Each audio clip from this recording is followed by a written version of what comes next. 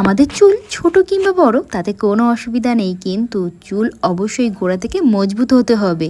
তাহলেই তো আমাদের চুল স্ট্রং হবে, সাথে আমাদের চুল সিল্কি স্মুথ হবে। আর এরকম মাথা ভর্তি চুল পেতে কার না ভালো লাগে বলো তো?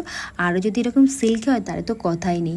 হ্যাঁ, ঘরোয়া কিছু উপায় যদি তোমরা ব্যবহার করো তাহলে ঠিক এরকম আমার মতো মাথা ভর্তি চুল এবং সাথে কিন্তু অনেকটাই সিল্কি স্মুথ হবে। তার জন্য তোমাদের কিন্তু কিছু ঘরোয়া উপকরণ ব্যবহার করতে হবে, তাহলেই কিন্তু এরকম সুন্দর চুল তোমরাও কিন্তু ঘরে বসে পেয়ে যেতে পারো। হ্যাঁ, তার জন্য প্রথম যে জিনিসটা আমি ব্যবহার করব সেটা হলো মেথি। হ্যাঁ বন্ধুরা, মেথি এমন একটা জিনিস যেটা আমাদের চুলে কিন্তু ম্যাজিকের মতো কাজ করে। এটা কিন্তু আমি আগের দিন রাতে এভাবে ভিজিয়ে রেখেছিলাম। দেখো, ভিজিয়ে অবশ্যই রাখবে আর এই জলটাকে ফেলবে না, দুটোকেই একসঙ্গে আমি কিন্তু ব্যবহার করব। একদম ওভারনাইট অবশ্যই তোমাদের রাখতে হবে। এটাকে একটা মিক্সার গ্রাইন্ডারের মধ্যে আমি খুব ভালো করে দেখো পেস্ট করে নিয়েছি। তোমরা যদি মনে করো এটাকে ছেঁকে নেবে তাহলে কোনো ছাঁকনির সাহায্যে এটা কিন্তু ছেঁকে নিতে পারো।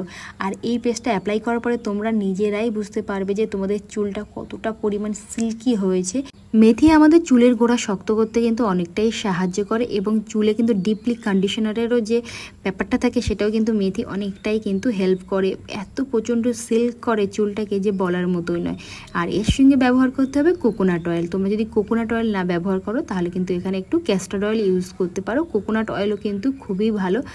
আর এই দুটোকে এবার তোমরা একসঙ্গে মিক্সড করে নেবে। এখানে তোমাদের পরিমাণ মতো এখানে কোকোনাট অয়েল ইউজ করবে। তো এখানে আমি প্রায় 2 থেকে 3 চামচ মতো দিয়েছিলাম। আর তারপরে এখানে যেটা মেইন জিনিস সেটা হচ্ছে ক্যাস্টার্ড অয়েল। ক্যাস্টার্ড অয়েল অবশ্যই দিতে হবে।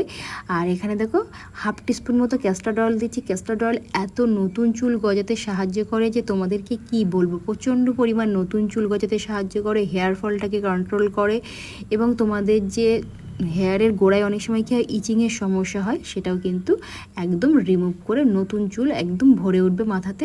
অনেক সময় দেখবে আমাদের চিরুনি ভর্তি ভর্তি হয়ে এরকম ড্যামেজ চুল ভরে ওঠে, আবার অনেক সময় এটাও হয় একদম ফিজি হয়ে যায় মাথার চুল, মানে চারিদিকে এরকম ফুলে ফুলে রয়েছে, চুলে কোনো সিল্কি ভাব নেই, উজ্জ্বলতা নেই, চুল একদম জট পাকিয়ে গেছে। সমস্তটাই কিন্তু সুন্দরভাবে একদম এখানে ম্যানেজ হয়ে চুল সিল্কি হবে, স্ট্রেট হবে, সাথে চুল কিন্তু তোমাদের দ্রুত গতিতে বাড়তে শুরু করবে।